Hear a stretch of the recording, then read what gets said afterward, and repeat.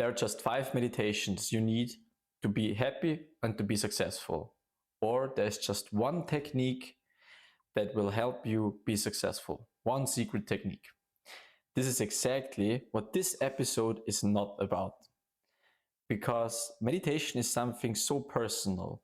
There should be no one pushing you to just one concept or one technique. Because in meditation, there is no right or wrong. That's why we're going to talk about today what is meditation, how to meditate, can I do something wrong when meditating, what benefits are there, which techniques we can use, and so much more. Welcome to Within Podcasts. We are your hosts, Philip and Sarah. And over the last couple of years, we have set ourselves a goal to learn everything there is about personal development. And in these past years, we have been through huge transformations ourselves, and we learned valuable lessons that helped us tremendously in life.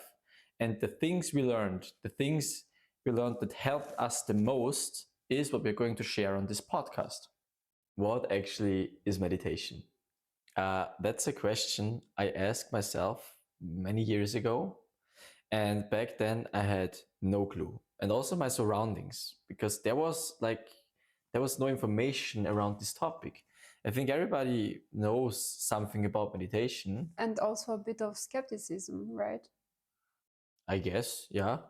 I think everybody, when I heard about meditation, the only thing I was imagining was a monk in the mountains, like doing some meditation poses, yes, humming, I don't know, yeah. So I really had no clue what meditation actually is.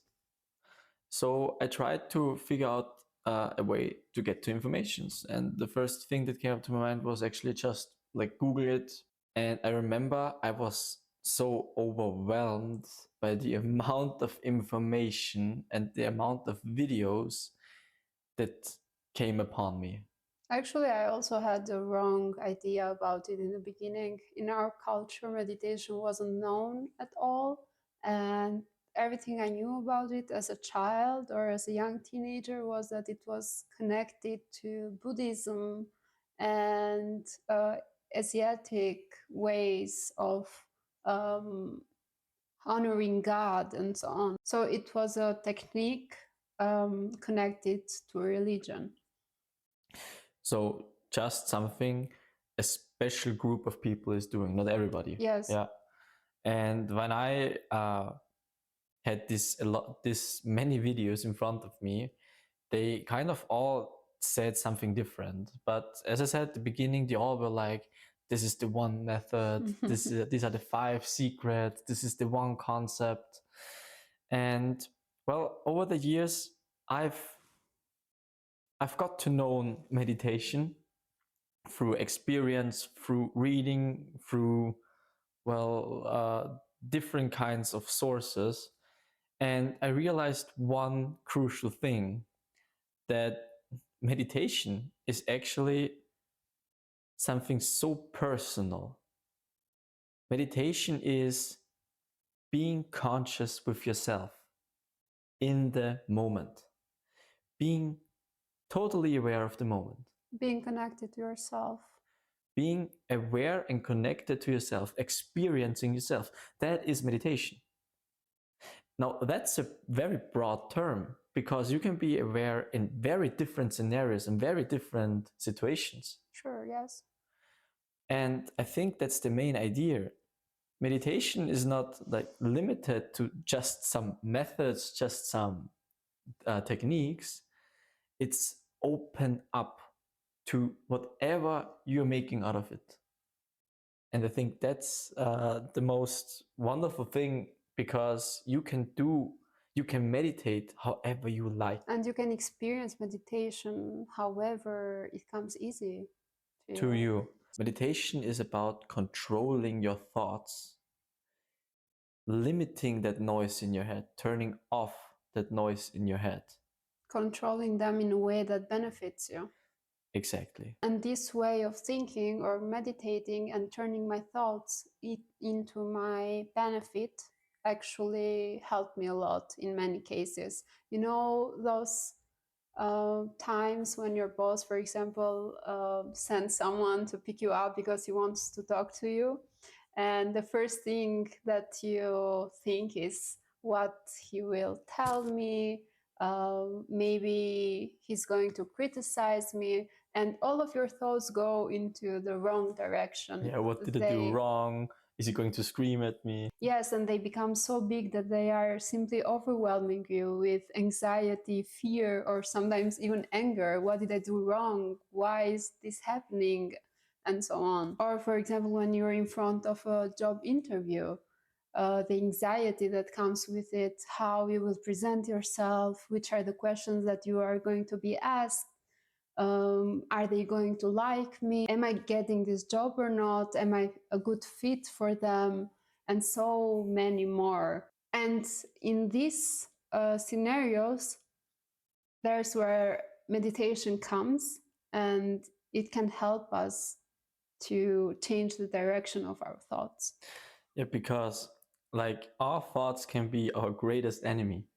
As you perfectly described, there are so many situations where we just aim our thoughts to something very destructive, and we aren't even sure, or we aren't even conscious about it, but our thoughts can generate, well, just bad emotions for you, can generate stress, anxiety, and so on, like you said. I'm going to read this because there's literature about how many thoughts we actually produce. It's not 100% covered, but literature suggests that we think about 60,000 to 80,000 thoughts per day. There would be 41 per minute. So many. Yeah, that's really a lot. Like the first time I heard that, I was, well, overwhelmed. That can't be it. Like, well, I'm hearing that for the first time as well, and it's quite a lot. But the crazy part is that 24% on average of all these thoughts are actually negative thoughts. Some form of, well, self-destructive thoughts, for example. Exactly. And that's crazy. And only 3% are positive. Yeah. As I said, like literature is not 100% certain, but even if it's not 100% precise, these numbers are crazy. And on stressful days, the percentage even rises up to 70%. Oh, wow. 70% negative thoughts around the whole day.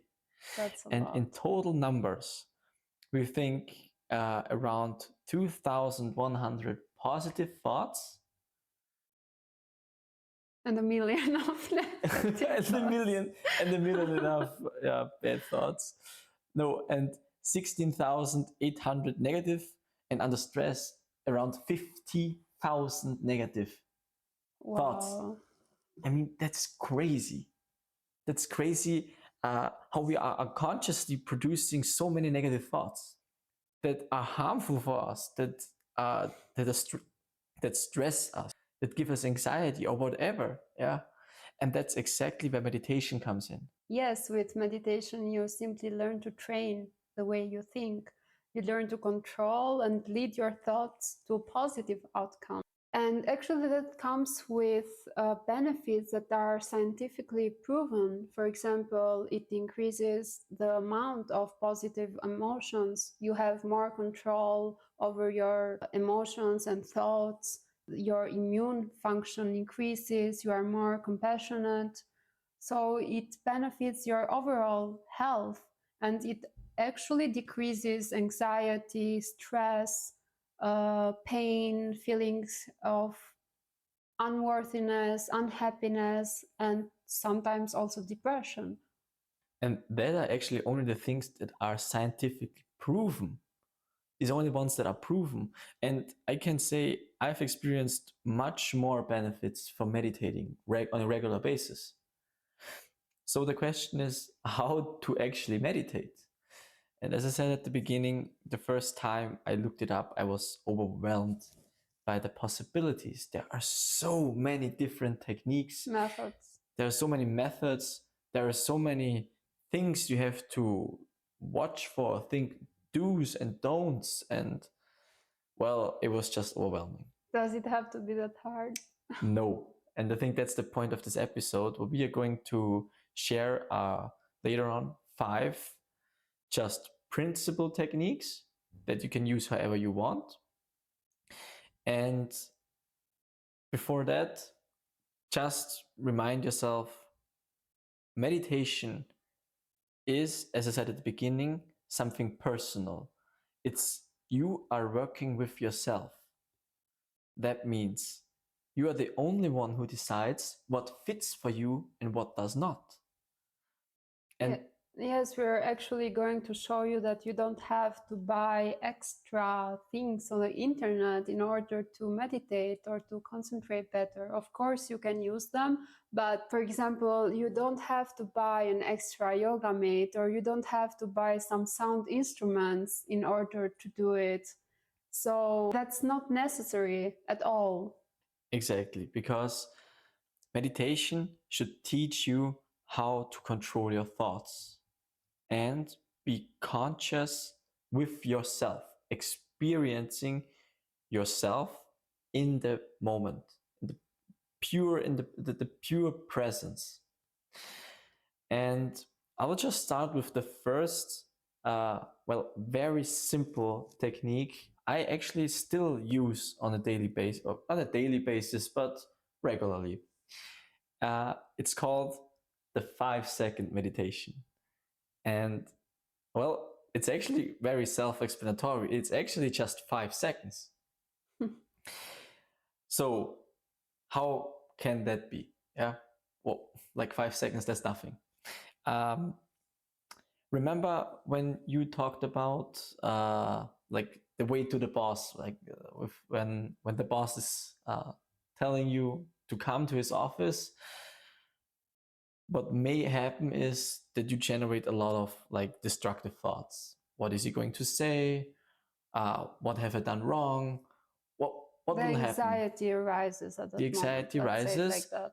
due to your like negative thoughts that create like a down spiral for you. No, and this 5-second meditation is like an emergency brake. It really is a break to stop you from thinking. Yes. For 5 seconds. And the way you do that is very simple. You take 5 deep inhales and 5 deep exhales. It's kind of a breath work, let's say. It's just breath work. Breath exercise. So you're just focusing on inhaling and exhaling very consciously. There is nothing more you're going to focus on. And take your time. And this sounds so simple, right? And it is that simple. Well, there's when nothing you more. say take your time while you're hurrying up in the corridor to go to your boss, it's not that you have so much time. I mean, everybody has 5 seconds, right? Of course, like of 5, course. 10 seconds. It's actually not more than that. Yeah. Yes. But in these 5 seconds, it's actually very important to take your time. It's really important to take this 5 to 10 seconds for yourself. And what that does is it has immediate effects. You immediately like take a break. You're kind of stepping out of the circle of your thoughts, the spiral of your negative emotions and this thoughts. negative spiral. You kind of step out of it, and you in the exact moment calm a bit, just a bit, and get more focused, just a bit. It's not like you will experience a wonder, right? But it will get you down just a bit. It will make you, it makes your head clearer just a bit. And that's sometimes all you need. Because then you can reevaluate. Okay, what am I going to say to my boss? Well, actually, he just called me. Maybe it's nothing more. Yes, maybe it's not important. Maybe it's not important at all. You think about it positively. Who knows? What you do is you give yourself a brief moment to reevaluate the situation and to take a break from your anxiety. And that can be so powerful. And I use that very often, for example, when I'm in front of a presentation, or actually when I'm in front of recording an episode, or whatever, like a stressful situation appears. This is actually not a stressful situation for us, let's make it clear. But let's take it as an example, since we're still beginners in podcasting. True. But yeah, what I want to say is you can use it everywhere. Yes, I totally agree. I also use it eventually, and it has helped me a lot. Another easy method that I really love is actually visualization. And oh boy, this one is really powerful because there are no limits.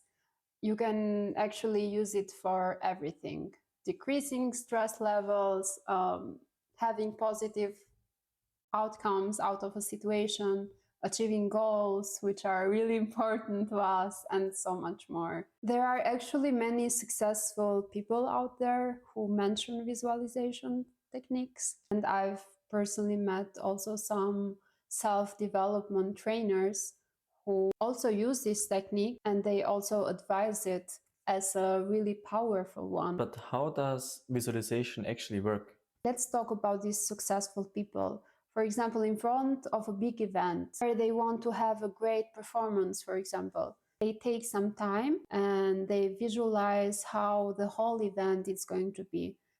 Every detail, how they are going to enter the room, how many people there will be, how the people will perceive them, how they're going to stand in the crowd or in front of an audience, how they are going to talk, the smells, the questions that are going to be asked, how they are going to present, how they are going to answer the questions, how people will applause for them, the great compliments that are going to get, and so much more.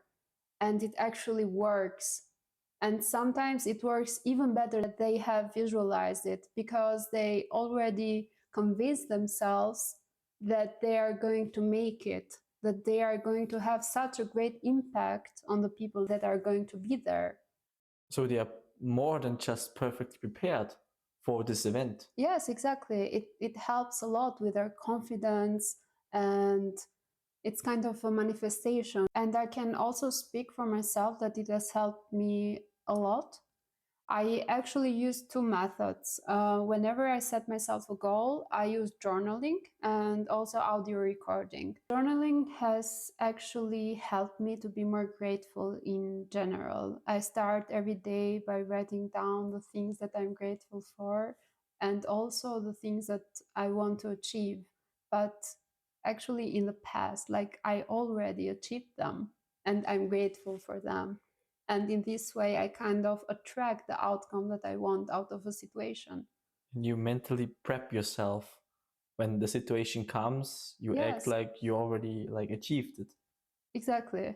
It's that simple. And audio recording is the second part of the process of my visualizations. Instead of listening to affirmations that you find all over the internet, I feel better when I hear myself guiding me throughout the process of achieving a goal. When I hear my voice, everything feels more vivid, more clear, and I feel more connected to myself and the goals that I'm about to achieve. So these methods have helped me actually a lot in the past and in the present, and I would strongly recommend them.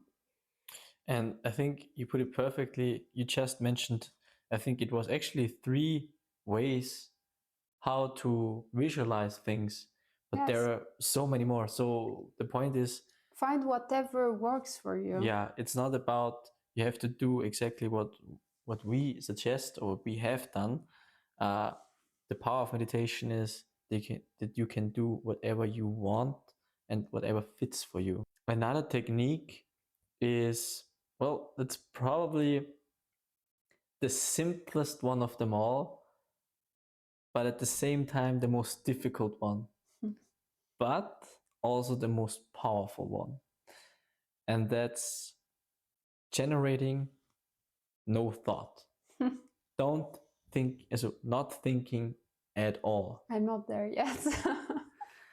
And well, everybody who already tried that will say the same thing. That's crazy. That's crazy how hard it is to not think for actually just 1 minute. There are some rumors that where people say that for men that's simpler than for women. Yeah, you want to throw that in? It's a fact. Yeah, I will not comment on that. Okay, let's skip it. So how does it work? How can we erase the thoughts? There are different methods. Basically, it is to shift your focus. The most used method is to focus on your breathing. And the reason why you want to do this in the first place is because you want to generate a state where you are just a pure being in the moment. You are just pure awareness and being completely conscious about yourself on a much deeper level, experiencing yourself, experiencing your whole body in a different kind of way, without any emotions or without any thoughts. And that feels amazing. That's a feeling I cannot describe in words.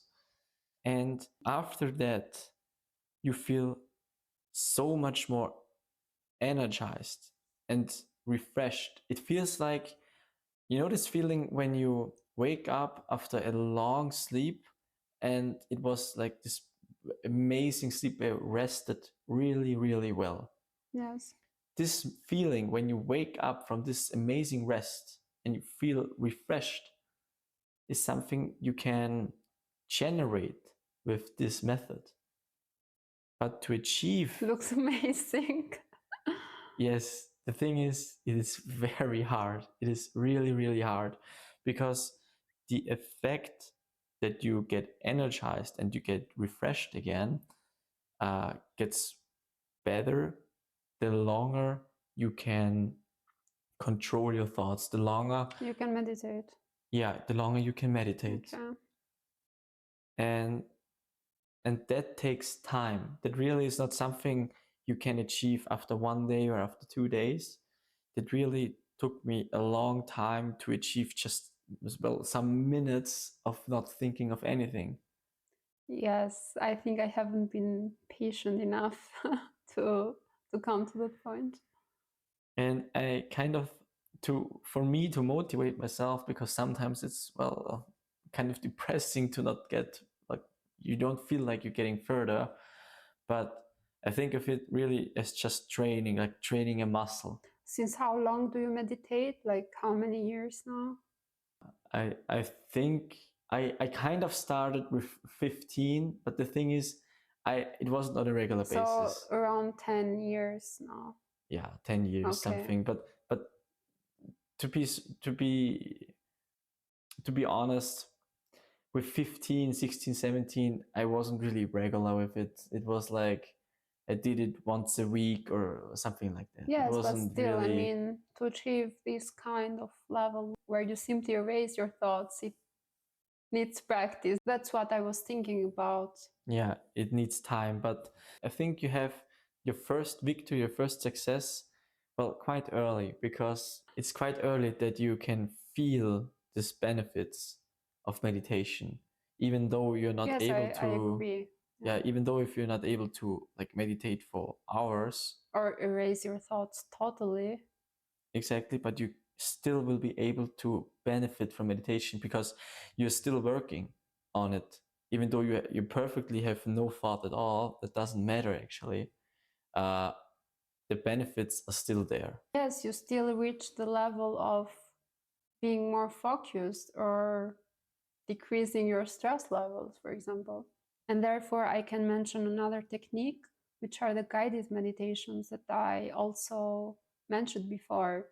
They are really helpful for everyone who is just starting to meditate or simply feels better when hearing someone else guide them throughout the meditation. Let's simplify it.